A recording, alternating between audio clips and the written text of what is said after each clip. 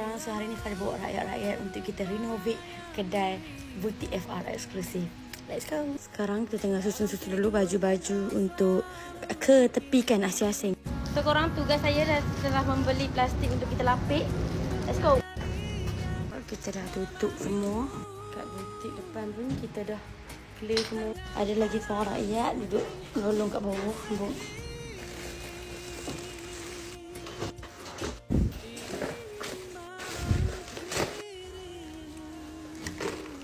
Day 2 renovate kedai.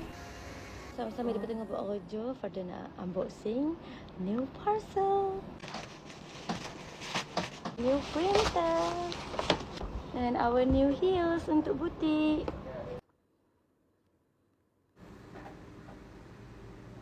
Again and again. Next day kita mengecat.